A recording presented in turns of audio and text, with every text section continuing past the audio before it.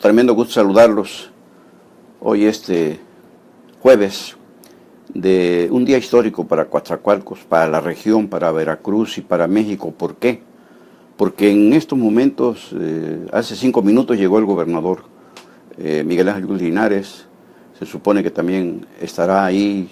lógicamente, el concesionario del túnel sumergido de Coatzacoalcos, el multimillonario que aparece entre muchas veces el hombre más rico del mundo, Carlos Slim Helú. Se decía que venía el presidente de la República, pero situaciones de compromisos ya contraídos y que no puede dejar para mañana, le impidieron venir a inaugurar esta obra que decíamos convierte este día, este miércoles, este jueves 27, en histórico para toda la región por la inauguración de esa magna obra, orgullo de la ingeniería mexicana, de México y de todo México y lógicamente de Latinoamérica, porque es la primera obra, un túnel sumergido que cruza bajo el lecho del caudaloso río Coatzacoalcos, entre Coatzacoalcos y Villa Allende. Coatzacoalcos en la margen izquierda, Villa Allende en la margen derecha. ¿Y qué va a pasar con esta obra? Pero remontémonos un poquito. Esta obra se inició allá por el 2004, prácticamente ya en el último año del entonces gobernador Miguel Alemán Velasco, que vino a poner la primera piedra. El presidente municipal era en su primer periodo Marcelo Montiel, y el secretario de Obras Públicas era el después también alcalde, ingeniero Marco César Teruel Cotero, que ganaría en su momento un premio nacional de ingeniería en la rama de construcción de puentes. Y se puso la primera piedra y la historia, la triste historia del túnel sumergido, ustedes la saben. Después vino el cambio de gobierno, ya en el 2004, cuando recibe Fidel Herrera Beltrán. El túnel se llevó los 6 años de Fidel Herrera y se comió también, se engulló los de Javier Duarte de Ochoa y fue avanzando a cuentagotas. Fue avanzando a cuentagotas porque también estuvo marcado por la corrupción. Se habló de millones de pesos desviados y es el momento en que no se ha procedido contra nadie, contra ninguno de los involucrados en ese otro saqueo. Mañana preguntamos en nuestra columna, que ya está en www.cebejara.com y en otros espacios de la red, para cuándo el gobernador Miguel Ángel Linares va a retomar ese caso para involucrarse en las auditorías o en la auditoría que pudiese ordenar para dejar en claro qué sucedió con ese túnel y por qué se tardaron 13 años cuando estaba calculado que se iba a construir en máximo 4 años. 13 años, se llevó casi 10 años más del proyecto inicial, y una obra que desde el inicio provocó la admiración de propios y extraños, estuvo marcada también por la tragedia. Ahí recordamos que en el primer lanzamiento, en el primer hundimiento de uno de los 13 elementos de concreto armado que componen todo el cuerpo del túnel que se sumergió, en esa maniobra de lanzamiento, que vino una grúa marina holandesa con técnicos holandeses especializados en ese tipo de maniobras que son muy complejas, se dio desgraciadamente el hundimiento de un remolcador que apoyaba las maniobras de la draga marina holandesa, y hubo que lamentar el deceso del capitán y del jefe de máquinas de ese transbordador. Después, afortunadamente, solo accidentes con lesiones y cosas menores. Una obra muy compleja, por supuesto, y de alto riesgo,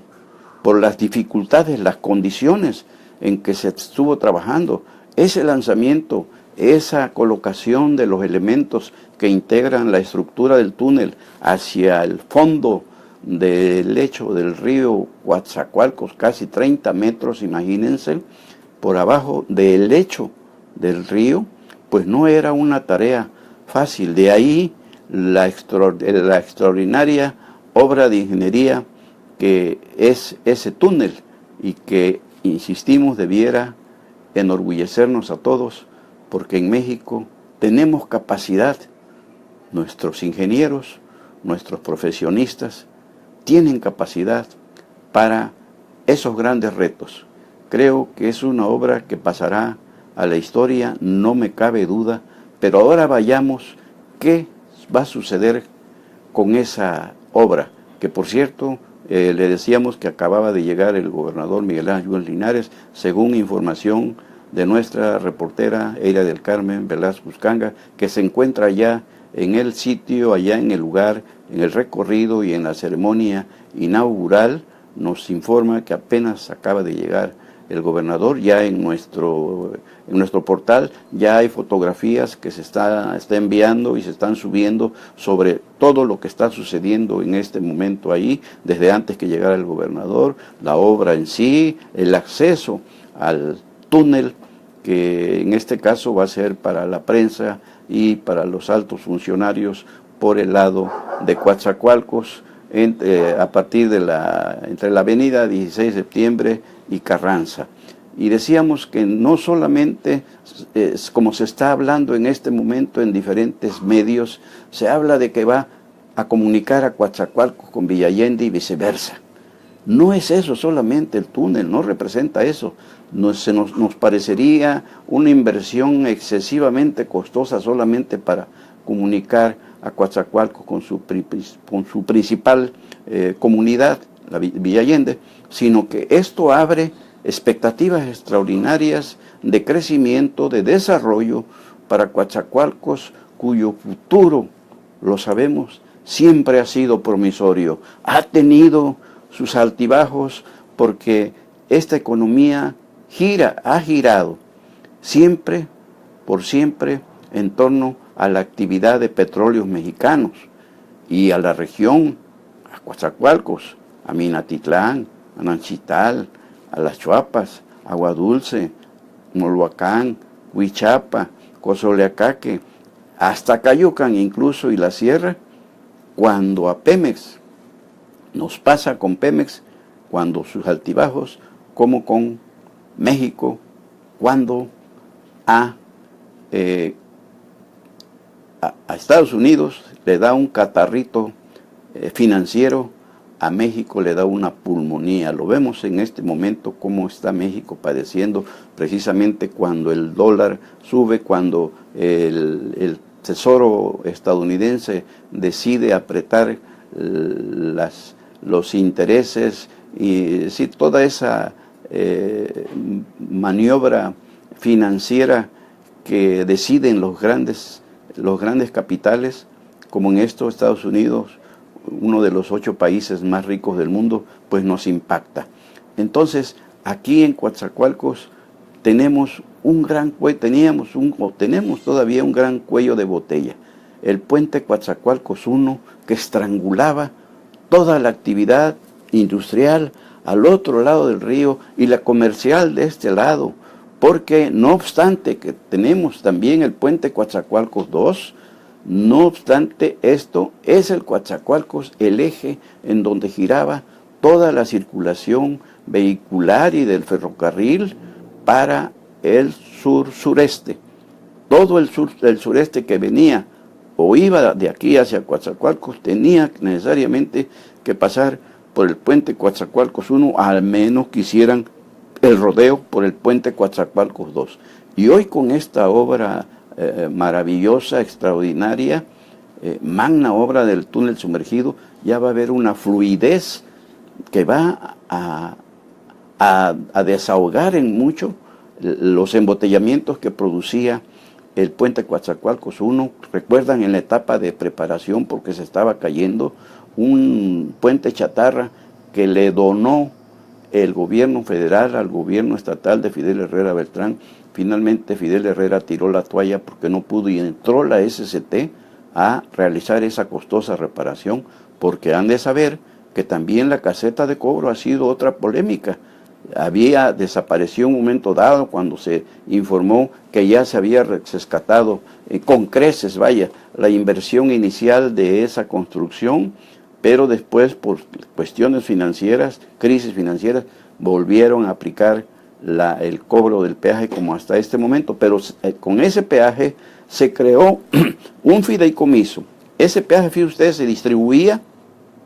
entre Nanchital y Coatzacoalcos, una parte y la otra para el mantenimiento del puente, pero después se acordó que ya como la SCT entró al quite, el gobierno federal, en el rescate, reparación del puente, como ya lo hizo, ya concluyó, y entonces se creó un fideicomiso precisamente con ese peaje para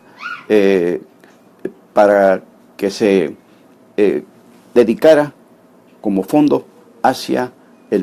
la construcción, la edificación del túnel sumergido, pero les decíamos desgraciadamente lo que estuvo pasando con esos recursos, y de ahí pues la pregunta para el gobernador Yunes Linares, que le va a formular nuestra compañera del Carmen Velasco Uscanga, sobre cuándo voltea la mirada hacia esa corrupción que desvió millones de pesos destinados para la construcción del túnel sumergido, que inicialmente la concesión se le dio a una empresa española, que también se la llevaron entre las patas, o ellos nos llevaron entre las patas. Entonces comentábamos periodísticamente que nos habían venido a conquistar en pleno siglo XX y XXI, más bien en pleno siglo XXI. Y entonces, pues así se fue hasta que finalmente se le dio la concesión a Carlos Slim Elú. Para el otro concesionario era de 25 años la concesión. Para Slim es de 30 años. Y se cuidó que, eso sí, que el peaje que se va a cobrar pues no sea tan alto, porque por eso se le amplió los años de concesión para el rescate. Es una inversión muy grande que lógicamente el inversionista no se pone la mano en el corazón, se pone la mano en el bolsillo, se justifica para rescatar lo que invirtió y obtener ganancias a las que tiene derecho. Pero aquí lo extraordinario que vemos en el túnel es eso precisamente que les comentábamos, que tiene esa función, la de agilizar ya el tráfico vehicular hacia el otro lado, hacia este lado. El gran alivio que teníamos por el puente Cuatza era irnos, decíamos, por el Cuatza 2 o con los dos transbordadores que opera el ayuntamiento, y para vehículos y pasajeros, y las lanchas de motor que hacen la travesía entre Coatzacoalcos y Villa Allende y viceversa, con un movimiento aproximado diario de casi 12,000 usuarios. O sea, es un movimiento intenso. ¿Por qué? Porque de Coatzacoalcos los que pasan a Villa Allende no es que vayan a Villa Allende, van a los complejos. Y de Villa Allende para acá, una comunidad con pues aproximadamente 30,000 habitantes, pues que la mayoría trabaja aquí, otros allá, pero más bien es por los complejos petroquímicos que están del otro lado, y esto es lo que hace la gran demanda, que hoy estamos ciertos, se va a agilizar, se va a evitar pérdida de tiempo, se van a evitar pérdidas de horas, hombre, que tantos millones de pesos costaron cuando ese cuello de botella del puente Coatzacoalcos 1 hacía crisis. En este momento ya está hablando el gobernador Miguel Ángel Yunes Linares en esta inauguración ya oficial de esta histórica obra, por muchas razones, y que ojalá en realidad esto sirva también para que paralelamente a la obra del túnel, ya con el túnel funcionando de aquel lado como de este lado, también se procure el ordenamiento urbano, porque ya en Villa Allende, en este momento, ya se encarecieron todos los servicios, ya se encarecieron las rentas de las casas, ya se encarecieron los precios de los terrenos, porque se va a invertir allá, se va a invertir, pero ojalá las autoridades regulen eso y eviten la especulación, para evitar que se encarezcan los servicios y esto dé al traste con la atracción de más inversiones. Creo que ahí debe ponerse orden, lo mismo que se está haciendo ya, porque ya viene la zona económica especial, lo mismo que se está haciendo en Coatzacoalcos, en Nanchital, en Ixhuatlán, para evitar la especulación. A esta gente que viene a invertir en la zona económica especial, ya ha comentado, la Secretaría de Hacienda los va a exentar de una serie de contribuciones. Coatzacoalcos nada más su cabildo había autorizado que se les exentara del impuesto por el uso de cambio de suelo, pero ya se va a incluir hasta el predial. Lo mismo tendrán que hacer en su momento por decreto el ayuntamiento de Nanchital y el de Ixhuatlán, respetando por supuesto la autonomía de cada municipio, pero es obvio que no vemos qué autoridad se pudiese oponer, a menos que aquí llegue Morena. Ya saben ustedes que esos van contra las instituciones y contra todo, porque es la mafia del poder y porque esto y por el otro. Ojalá y en caso de ganar Morena, pues quepa la cordura, la inteligencia y piensen primeramente en el pueblo y no en estar llevando la contraria a los gobiernos opositores que en su momento dado acordaron estas disposiciones para propiciar, atraer más inversión y por supuesto más generación de empleo, que es lo que estamos anhelando, que es lo que estamos clamando, que es lo que estamos pidiendo, incluso que estamos exigiendo, que albricias por la inauguración del túnel sumergido. Y miren ustedes, allá por Acayucan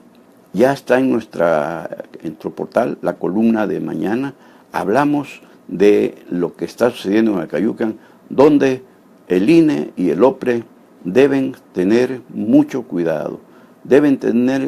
estar muy alertas porque la elección del 4 de junio se está contaminando peligrosamente con la guerra sucia y con el dinero sucio. Hay ya situaciones ahí en las que la democracia para los políticos, para los alcaldes, para los diputados, para los que tienen presencia y poder de decisión o de imposición, están haciendo. Por ejemplo, el propio alcalde, Marcos Martínez Amador, que llegó a ese cargo por el desaparecido AVE, pero que realmente el ex era priista, llegó por el calor y por el impulso del PRI, ayudado por las entonces poderosas hijas de Cirilo Vázquez Lagunes, pero hoy se tiene metidas las manos tanto en el PAN-PRD como en Morena, como en el PANAL, está metiendo a gente de su confianza. Ahí encuentran todos los datos porque ya no nos da tiempo de proporcionárselos. Y mientras Eric Lagos Hernández tampoco se queda fuera, también tiene metidas las manos, incluso en el PRI colocó a Pilar Guillén Rosario, que fue militante distinguida del PAN y muy amiga, aliada del hoy gobernador Miguel Ángel Yunes Linares. También está metiendo las manos Jorge Carballo Delfín por conducto del diputado local, exalcalde de Oluta, Fernando Curi. Y es decir, todos, como en el caso del PAN-PRD, Cuitláhuac, Condado Escamilla, la familia dueña del PRD en toda esa zona, presume que él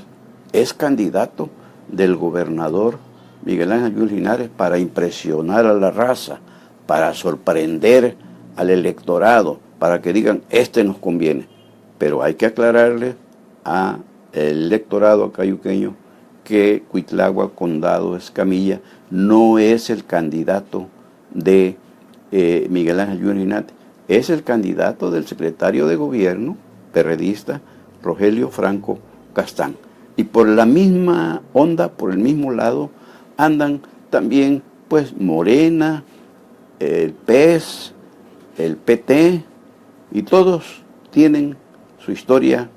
que contar. El domingo vamos a continuar con esa exposición que quiere ser análisis político sobre lo que está ocurriendo en Acayucan, donde hay intereses encontrados, donde la situación es tan crítica que desgraciadamente pensábamos, los acayuqueños sobre todo, que en este caso, por la apertura para la participación más abierta de todos los aspirantes, iba a haber un cambio en la partidocracia, pero les resultó más de lo mismo, aunque corregido y aumentado. Allí les vamos a platicar qué está pasando, porque también nos queda en el tintero para mañana la actitud revanchista, destructiva, de alguien que profesa la palabra de Dios, el cura Alejandro Solalín de Guerra, que hace honor a su segundo apellido y tira a matar, vaya. Incluso imagínense, él es, no hay duda, izquierdista, ideológicamente hablando, y no sabemos si en el caso del reparto de indulgencias que hace en nombre de Dios, pues tiene preferencias por sus iguales izquierdistas y se va contra los de la derecha, contra la de centro izquierda y todos los que no comulgan con su ideología política. Y lo último que tenemos de él es que acaba de declarar ayer apenas, hoy se publica en algunos medios, que Morena es el último reducto de la democracia en México. ¿Ustedes le creen? Yo tampoco. ¿No vemos lo que está pasando? Lo que está sucediendo. Pero en el caso del padre Alejandro Solalín de Guerra, solamente nos resta decir que a Dios rogando y con el mazo dando. Sobre lo del túnel, en un momento más podrán encontrar en el portal www.cebejara.com toda la información, y les recomendamos inscribirse, suscribirse al canal YouTube Cebejara Ver. Por hoy es todo, pero si hay algo más importante o importante, aquí estaremos tratando de informarles con nuestro periodismo certero. Soy Cebejara, su servidor Carlos Velasco Jara.